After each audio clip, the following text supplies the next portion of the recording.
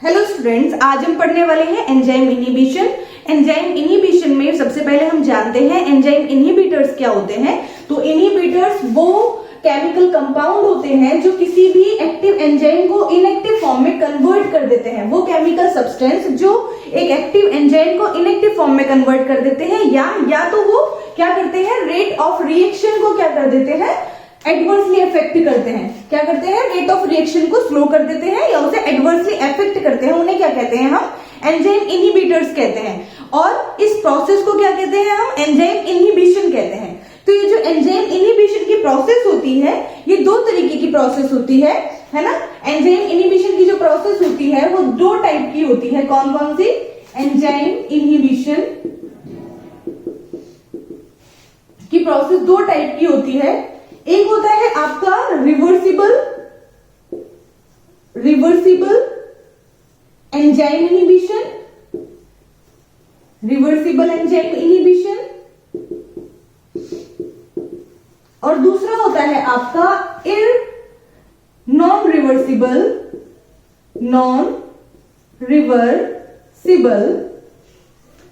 Enzyme inhibition. Non reversible enzyme inhibition. Enzyme inhibition दो type का होता है, रिवर्सिबल एंजाइम इनहिबिशन और non reversible enzyme inhibition. Reversible enzyme inhibition क्या होता है, जब इनहिबिटर एंजाइम के साथ बाइंड करता है ना, और प्रोडक्ट बनने के बाद में इनहिबिटर एंजाइम से अलग हो जाता है, उसे आप क्या कहते हैं, आपका रिवर्सिबल एंजाइम इनहिबिशन कहते हैं। मतलब एंजाइम ने बाइंड किया है, इनहिबिटर ने बाइंड किया है एंजाइम के साथ, लेकिन एंजाइम को वो अफेक्ट नहीं कर रहा है। एंजाइम आपका वापस से एज इट इज हो जाता है इनहिबिटर के अलग होने के बाद। लेकिन जो आपके नॉन रिवर्सिबल एंजाइम इनहिबिटर होते हैं, ये एंजाइम के साथ में टाइटली बाउंड करते हैं, और जब ये एंजाइम से सेपरेट होते हैं तो उसकी जो कन्फर्मेशन होती है उसको डिस्ट्रॉय कर देते हैं, और एंजाइम अपनी वापस से उस स्टेट में नहीं आ पाता है, वर्किंग स्टेट में नहीं आ पाता है, वापस से वो रिएक्शन को कैटेलाइज नहीं कर पाता है। तो उसे आप क्या कहते हैं, नॉन रिवर्सिबल एंजाइम इनहिबिशन कहते हैं। जो आपका रिवर्सिबल एंजाइम इनहिबिशन होता है, ये आपका तीन टाइप का होता है। कौन कौन सा? फर्स्ट है आपका competitive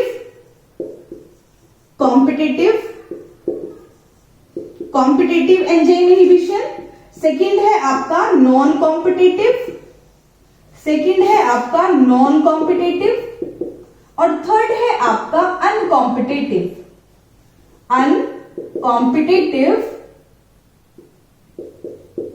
inhibition. Competitive, non competitive और अनकॉम्पिटिटिव। जो आपका रिवर्सिबल होता है उसे हम तीन पार्ट में डिवाइड करते हैं। कौन कौन से? कॉम्पिटिटिव, नॉन कॉम्पिटिटिव और अनकॉम्पिटिटिव एंजाइम इनहिबिशन। ये जो एंजाइम इनहिबिशन होता है वो दो तीन फैक्टर्स पे डिपेंड करता है। फैक्टर क्या हो सकते हैं? एक तो जो आपका इनहिबिटर है वो देखने में कैसा हो, सबस्ट्रेट के जैसा हो। फैक्टर्स क्या क्या हो सकते हैं? एक तो जो आपका इनहिबिटर है उसका जो स्ट्रक्चर है वो रिजेंबल करता हो किससे, आपके सबस्ट्रेट से। तो जो एंजाइम होता है वो नहीं पहचान पाता है कि सबस्ट्रेट कौन सा है और इनहिबिटर कौन सा है, और वो बाइंड कर लेता है इनहिबिटर के साथ इंस्टेड ऑफ सबस्ट्रेट। दूसरा फैक्टर क्या हो सकता है? दूसरा फैक्टर जरूरी नहीं है कि आपका जो इनहिबिटर है वो सिर्फ एक्टिव साइट पे बाइंड करे। वो एक्टिव साइट पे एंजाइम की एक्टिव साइट पे भी बाइंड कर सकता है, और एंजाइम की एलोस्टेरिक साइट पे भी बाइंड कर सकता है। ठीक है।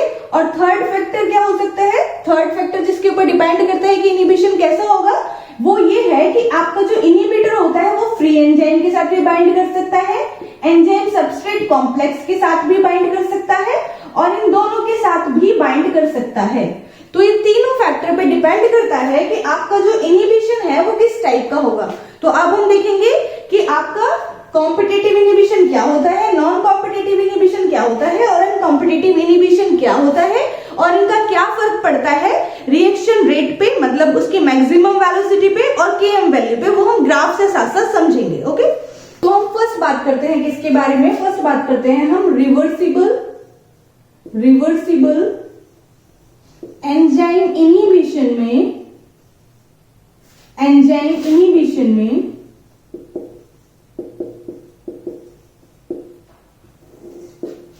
फर्स्ट है हमारा कौन सा, फर्स्ट है हमारा competitive enzyme inhibition. Competitive enzyme inhibition. Competitive enzyme inhibition में क्या होता है, यहां पे कंपटीशन होता है। कंपटीशन किसके बीच में, सबस्ट्रेट और आपके इनहिबिटर के बीच में कंपटीशन होता है। किससे बाइंड करने के लिए, एंजाइम की एक्टिव साइट से बाइंड करने के लिए। एक्चुअली होता क्या है, यहाँ पे जो आपका इनहिबिटर होता है उसका स्ट्रक्चर रिजेंबल करता है आपके सबस्ट्रेट से। तो जो आपका एंजाइम होता है उसको कंफ्यूजन हो जाता है कि आपका जिसके साथ उसे बाइंड करना है वो कौन सा कंपाउंड है। तो कभी कभार क्योंकि आपका इनहिबिटर का जो स्ट्रक्चर है वो रिजेंबल करता है सबस्ट्रेट से, तो होता ये है कि वो सबस्ट्रेट से बाइंड करने की बजाय इनहिबिटर से बाइंड कर लेता है, जिससे कि रिएक्शन रेट अफेक्ट हो जाता है ना। तो उसे क्या कहते हैं आप, कॉम्पिटिटिव इनहिबिशन कहते हैं, जिसे हम ऐसे शो कर सकते हैं। मान लो ये क्या है हमारा, ये हमारा है एंजाइम, है ना, ये इसका एक्टिव साइट है। अब यहाँ पे दो चीज है, एक है आपका सबस्ट्रेट, एक क्या है आपका सबस्ट्रेट, है ना। सबस्ट्रेट मान लो इस तरीके का है, ये है आपका सबस्ट्रेट, और दूसरा है आपका यहाँ पे इनहिबिटर भी प्रेजेंट है, यहाँ पे इनहिबिटर भी प्रेजेंट है। तो इनका जो स्ट्रक्चर है आगे का वो किससे रिजेंबल कर रहा है, दोनों का इस एंजाइम की एक्टिव साइट से रिजेंबल करता है। तो जब रिएक्शन होती है तो क्या होता है, ये जो एंजाइम है इसको पता नहीं चलता है कई बार कि उसे सबस्ट्रेट के साथ बाइंड करना है या इनहिबिटर, क्योंकि दोनों का जो स्ट्रक्चर है वो रिजेंबल करता है। तो इन दोनों के बीच में कंपटीशन होता है इस एंजाइम से बाइंड करने के लिए। तो उस कंपटीशन में क्या होता है, कई बार जो आपका एंजाइम होता है वो किसके साथ बाइंड कर लेता है, आपके इनहिबिटर के साथ भी बाइंड कर सकता है। कंपटीशन में वो किसके साथ बाइंड कर सकता है, इनहिबिटर के साथ भी बाइंड कर सकता है और आपके सबस्ट्रेट के साथ भी बाइंड कर लेता है। तो इससे क्या होता है, रिएक्शन रेट पे फर्क पड़ता है। क्यों, क्योंकि जहां पे सिर्फ सबस्ट्रेट को बाइंड करना था, एंजाइम सबस्ट्रेट कॉम्प्लेक्स बनता और आगे क्या होता, आपका प्रोडक्ट फॉर्म हो जाता है ना, एंजाइम प्लस प्रोडक्ट बन जाता। लेकिन यहाँ पे किसने बाइंड कर लिया, आपके इनहिबिटर ने बाइंड कर लिया, तो प्रोडक्ट यहाँ पे फॉर्म नहीं हो पाएगा। तो इससे क्या होता है, रिएक्शन रेट पे फर्क पड़ता है ना। तो रिएक्शन रेट पे क्या फर्क पड़ता है, यहाँ पे जो आपका Vmax होता है, जो आपका Vmax होता है, Vmax पे कोई फर्क नहीं पड़ता है, नॉट चेंज। लेकिन जो Km वैल्यू होती है, Km वैल्यू आपकी क्या हो जाती है, डिक्रीज हो जाती है। Km वैल्यू क्या हो जाती है आपकी, Km वैल्यू क्या हो जाती है आपकी, इंक्रीज हो जाती है। और Km वैल्यू इंक्रीज होने का मतलब क्या होता है कि सबस्ट्रेट और एंजाइम के बीच में वीक बॉन्डिंग हो पा रही है ना। तो इसलिए क्या होता है, Km वैल्यू इंक्रीज हो जाती है। देखो, क्योंकि सबस्ट्रेट के साथ बाइंड कर लिया तो रिएक्शन रेट तो इजीली Vmax तक पहुंच जाएगा। लेकिन क्योंकि Km जब सबस्ट्रेट और एंजाइम बाइंड कर रहे हैं तो उस पर फर्क पड़ रहा है, तो इससे इसकी Km वैल्यू पे फर्क पड़ता है, Km वैल्यू इंक्रीज हो जाती है। अगर आप इसको कंपेयर करें तो यहाँ पे जो आपका कॉम्पिटिटिव एंजाइम इनहिबिशन है उसका ग्राफ कैसे आता है, उसका ग्राफ ऐसे आता है। अगर आप डबल रेसिप्रोकल कर्व देखें तो कैसे आएगा, इस तरीके से। किसके बीच में होता है, 1/s के बीच में होता है, और किसके बीच में होता है, 1/v के बीच में होता है ये ग्राफ, है ना। तो कैसे आता है, स्ट्रेट लाइन होता है इस तरीके से। जब कौन बाइंड करता है, आपका एंजाइम सबस्ट्रेट होता है, तो स्ट्रेट लाइन आती है ना। एंजाइम सबस्ट्रेट बना, एंजाइम सबस्ट्रेट कॉम्प्लेक्स बना, और यहाँ पे क्या आ जाता है, आपका Vmax आ जाता है, और यहाँ पे क्या आ जाता है, आपका 1 - Km आ जाता है। यही होता है।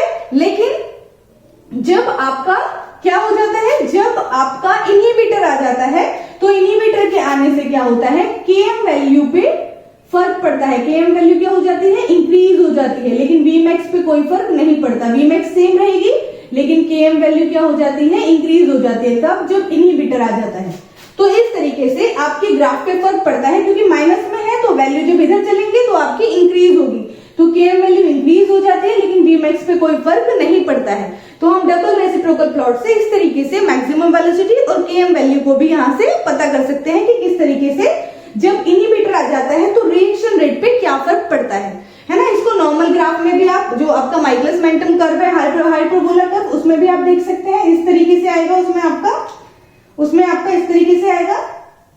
ये आ गया आपका नॉर्मल वाला कर्व, जहां पे इसकी Vmax आ रही है, ये है ना। और ये आ रही है इसकी क्या, Km वैल्यू, है ना। लेकिन जब इनहिबिटर आ जाता है तो क्या फर्क पड़ता है, ये इस तरीके से जाएगा आपका, तो Vmax तो सेम है ना, Vmax तो आपकी सेम है ना। लेकिन जो आपकी Km वैल्यू होती है वो क्या हो जाती है आपकी, इंक्रीज हो जाती है। Km वैल्यू क्या हो जाती है आपकी, इंक्रीज हो जाती है। ये क्या है, इधर सबस्ट्रेट कॉन्सेंट्रेशन, इधर क्या है आपकी वेलोसिटी। तो इस तरीके से आपका कॉम्पिटिटिव इनहिबिशन की वजह से मैक्सिमम वेलोसिटी पे तो कोई फर्क नहीं पड़ता, क्योंकि रिएक्शन रेट तो जब एंजाइम सबस्ट्रेट ने बाइंड कर लिया तो रिएक्शन रेट तो वो अचीव कर लेगा, लेकिन Km वैल्यू पे फर्क पड़ता है, क्योंकि एंजाइम और सबस्ट्रेट की जो बाइंडिंग एफिनिटी है उस पर फर्क पड़ जाता है। ठीक है, नेक्स्ट चलते हैं हम। नेक्स्ट क्या है हमारा, नेक्स्ट है हमारा सेकेंड, नॉन कॉम्पिटिटिव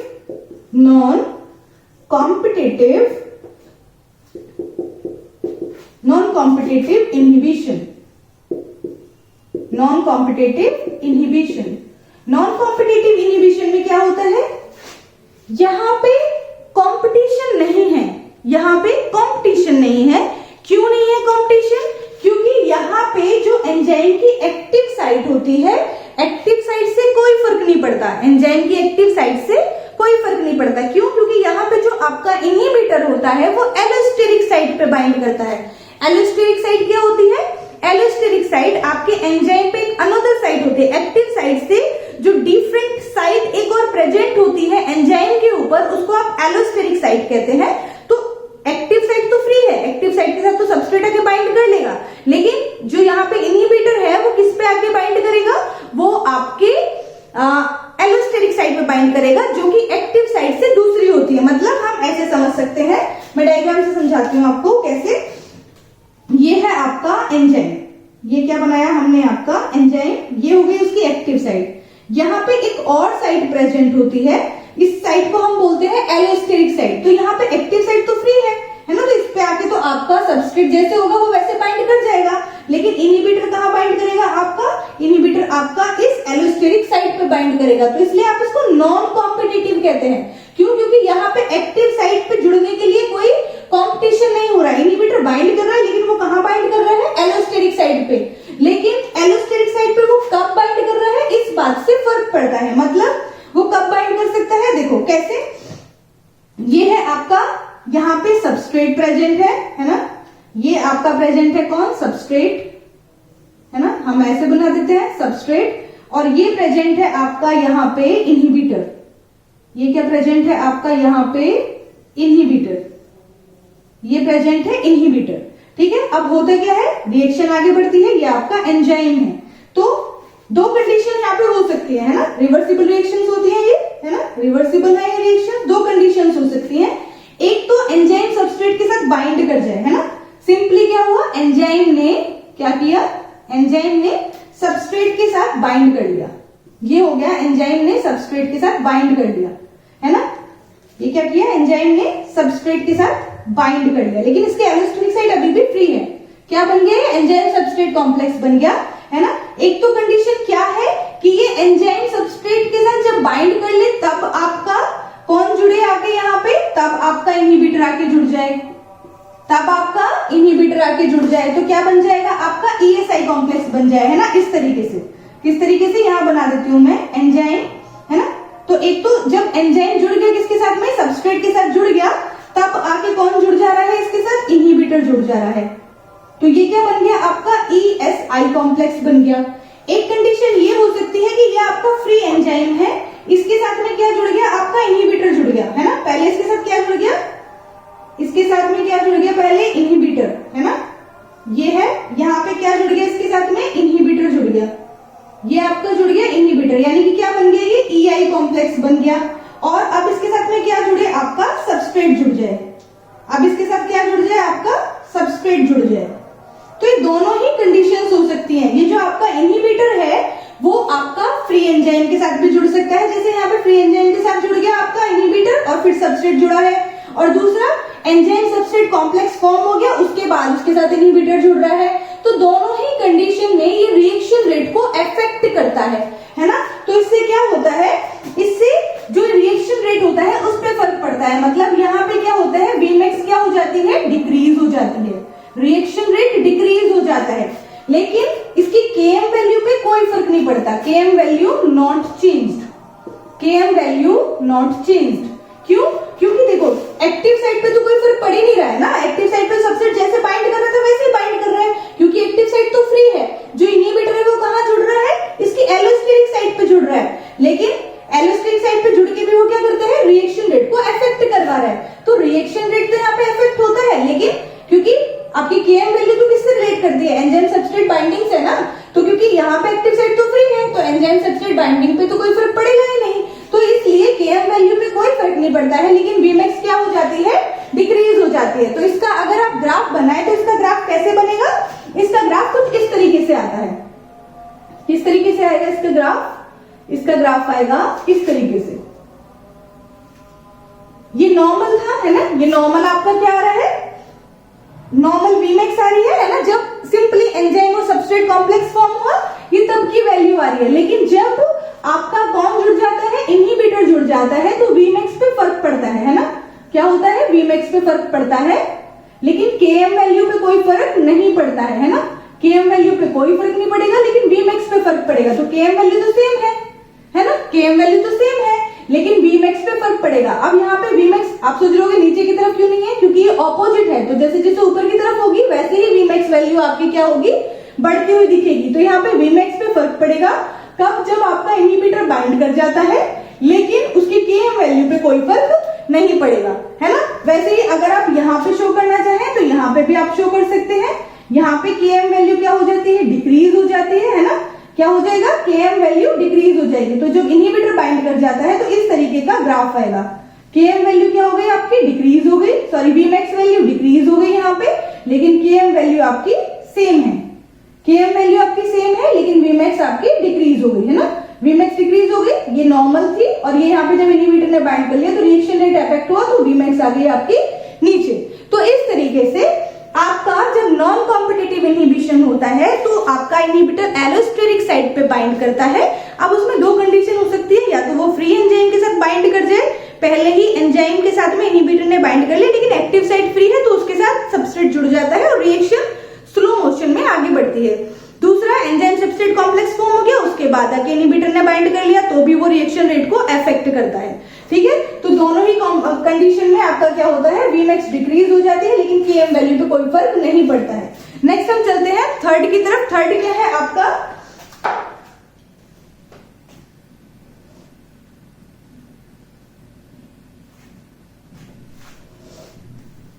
नेक्स्ट चलते हैं हम थर्ड पे। थर्ड क्या होता है? Uncompetitive enzyme inhibition.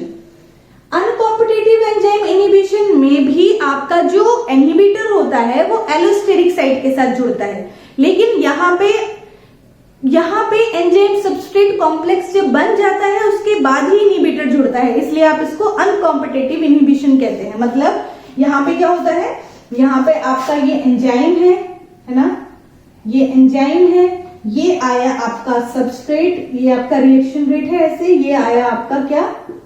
Substrate. Enzyme ने सबस्ट्रेट के साथ बाइंड कर लिया, ये हो गया आपका इस तरीके से फॉर्म हो गया आपका एंजाइम, और एंजाइम सबस्ट्रेट कॉम्प्लेक्स फॉर्म हो गया।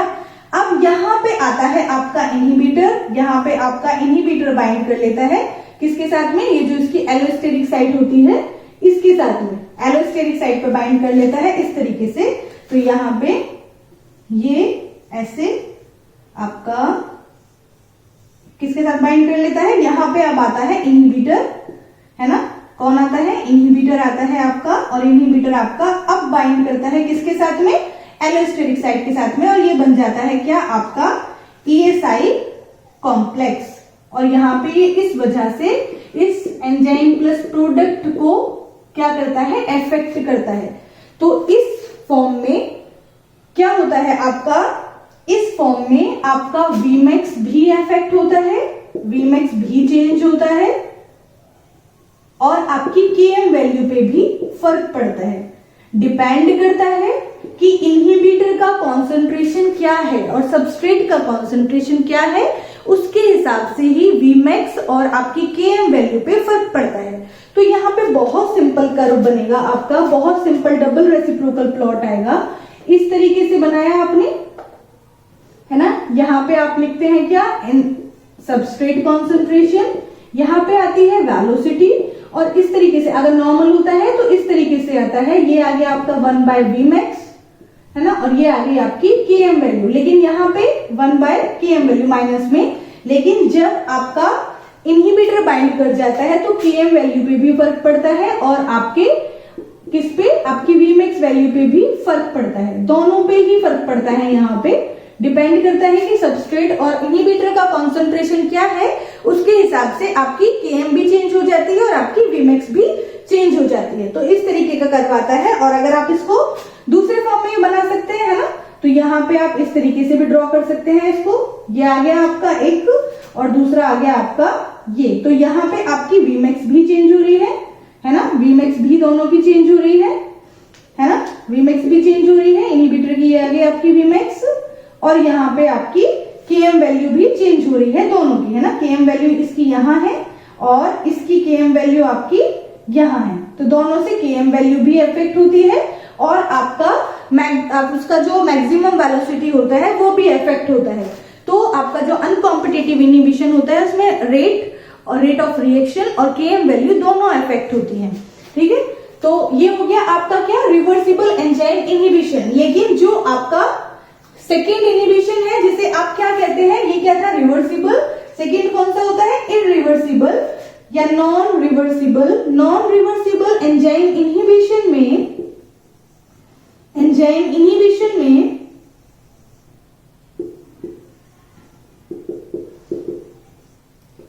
एक बारी जब एंजाइम के साथ इनहिबिटर बाइंड कर लेता है, एक बार जब एंजाइम के साथ इनहिबिटर बाइंड कर लेता है तो वो उसकी कन्फर्मेशन को क्या कर देता है, डिस्ट्रॉय कर देता है। क्या कर देता है, डिस्ट्रॉय कर देता है ना। क्यों, क्योंकि ये जो इनहिबिटर होता है इस एंजाइम के साथ में टाइटली बाउंड होता